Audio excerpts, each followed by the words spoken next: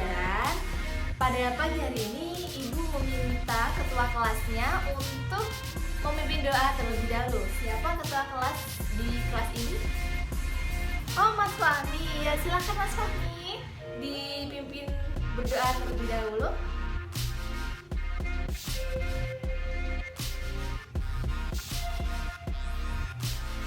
Alhamdulillahirrahmanirrahim. Pada pagi hari ini kelihatannya kalian bahagia. Iya. Mbak Felicia kelihatannya senyum-senyum sendiri dari tadi. Ketika Ibu masuk ke dalam ruangan, Mbak Felicia sudah tersenyum-senyum. Kenapa? Karena bahagia menyambut Ibu datang atau bahagia memikirkan sesuatu, begitu? Ya, bahagia menyambut Ibu datang. Tidak bohong kan? Ya. Ada lagi yang bahagia menyambut Ibu datang di mata pelajaran bahasa Indonesia kali ini? Iya, terima kasih atas antusias kalian semua. Nah, pada pembelajaran kali ini kita akan membahas mengenai teks eksposisi. Nah, sebelum memasuki pada pembelajaran kali ini, apa sih yang dimaksud teks eksposisi itu? Ibu akan memberikan sebuah gambaran secara umum dan sehingga nanti kalian bisa mengerti bahwasannya teks eksposisi itu jenis teksnya seperti ini, begitu. Bisa dipahami kan? Nah, sebelum kita mengetahui apa itu teks eksposisi, di sini Ibu akan memperlihatkan kepada kalian di layar proyektor seperti ini teks eksposisi. Nah, sebelum mempelajari teks eksposisi ini, Ibu harapkan kalian juga mengerti tujuan pembelajaran pada teks eksposisi ini. Pada KD 3.5 dan 4.5 ini, Ibu berharap kalian mampu menjelaskan pengertian teks eksposisi sesuai berdasarkan artikel atau karya ilmiah populer yang telah dibaca. Seperti itu, bisa dipahami kan? Nah, lanjut. Selanjutnya mengenai tentang teks eksposisi. Di sini Ibu tidak akan menjelaskan panjang lebar mengenai teks eksposisi.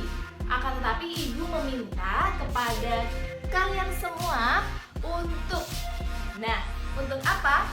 Untuk mengetahui terlebih dahulu mengenai teks eksposisi sebelum Ibu jelaskan kepada kalian. Sebelumnya Ibu akan menggambarkan gambaran umum teks eksposisi itu seperti apa, begitu ya? Bisa dipahami kan? Nah,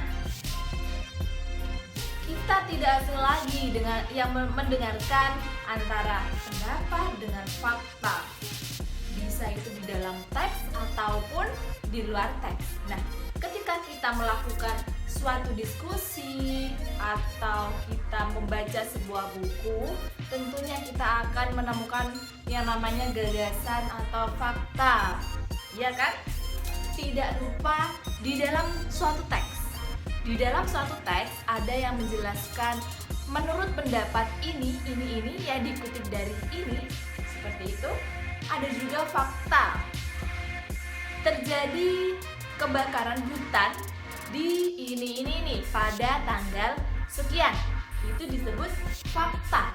Nah, dari gambaran ini Ibu meminta kepada kalian apa sih yang dimaksud dengan gagasan dan apa sih yang dimaksud dengan fakta? Ada yang bisa? Nah, ada yang bisa kan? Ya. Apa Mbak Nenda? Iya, betul sekali. Yang dimaksud dengan fakta adalah kejadian yang terjadi secara nyata, secara faktual ya. Sedangkan yang dimaksud dengan gagasan itu pendapat atau opini seseorang, seperti itu. Ya. Kemudian mengenai teks eksposisi di sini ada kaitannya dengan fakta dan opini. Jadi di sini Ibu akan memperlihatkan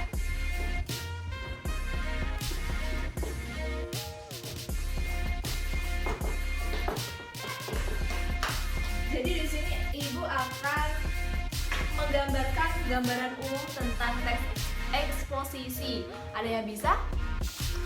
Dari gambaran yang telah Ibu jelaskan tadi, ada yang bisa menjelaskan pengertian teks eksposisi. Hari ini tanggal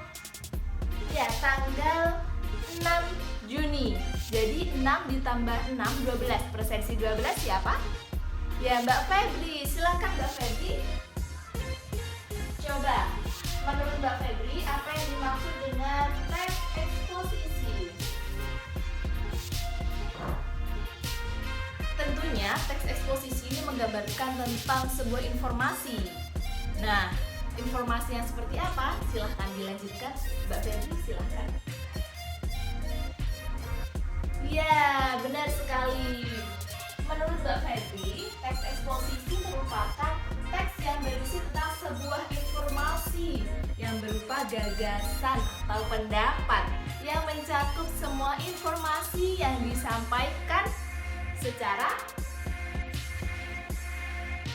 tertulis kepada orang banyak, seperti itu ya? Ya, benar sekali. Sebelum kita memasuki pada contoh teks eksposisi, sebelumnya Ibu akan memberikan gambaran mengenai teks eksposisi itu teks yang bagaimana, seperti itu ya. Nah, jadi di dalam teks eksposisi ini tentu ada unsurnya. Teks tidak terlepas dari unsur-unsur pembangun teks tersebut. Nah, pada teks eksposisi ini tentu ada unsur-unsurnya. Ada yang tahu apa saja unsur-unsur teks eksposisi? Ya, Mbak Finka, benar sekali bahwasannya di dalam teks eksposisi sesuai dengan pengertian yang telah kita pelajari tadi, bahwa teks eksposisi itu harus terdapat gagasan atau pendapat dan juga fakta. Jadi unsur-unsurnya gagasan atau ide atau pendapat, dan yang kedua fakta. Jadi cuma ada dua. Yang pertama gagasan atau bisa disebut juga ide atau bisa disebut juga dengan pendapat. Sedangkan yang kedua adalah fakta.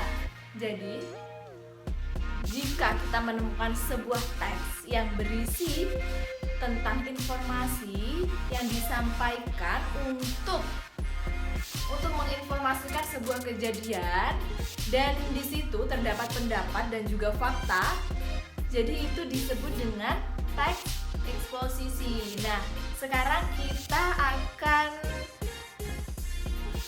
belajar mengenai contoh teks eksposisi. Kalian sudah siap?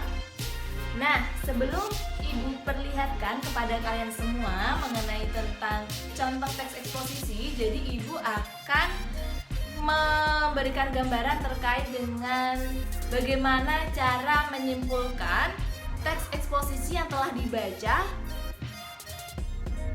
Bagaimana langkah-langkahnya?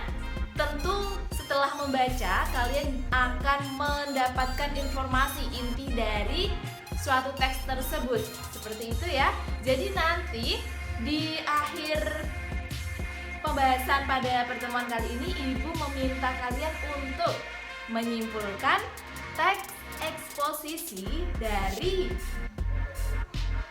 teks yang telah kalian baca, yang telah Ibu berikan kepada kalian semua. Sudah siap ya? Nah, sekarang Ibu akan menunjukkan contoh teks eksposisi yang akan kalian simpulkan.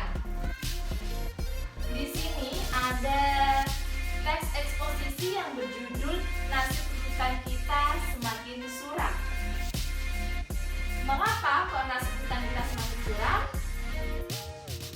Jawabannya, mari dibaca dengan seksama, dan jika sudah dibaca, maka simpulkan.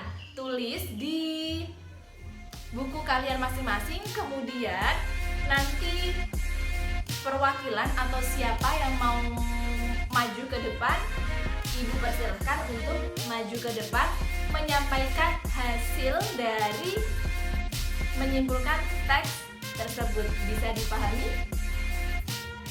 Silakan. Nah, ada yang sudah selesai menyimpulkan teks eksposisi yang telah Ibu perlihatkan di depan tadi. Jika ada yang sudah selesai dan bisa disampaikan di depan kelas, kemudian nanti untuk semuanya Ibu meminta untuk hasil pekerjaannya dikumpulkan di meja Ibu. Bisa dipahami ya? Ya, siapa yang mau maju ke depan? Ibu minta untuk mengacungkan tangan. Ya, 5 anak ya. Ya, silakan. Demikian praktik mengajar yang saya lakukan sesuai dengan KD 3.5 dan 4.5. Saya meminta maaf yang sebesar-besarnya jika di dalam video praktik mengajar yang saya praktikkan terdapat ketidaksempurnaan. Terima kasih.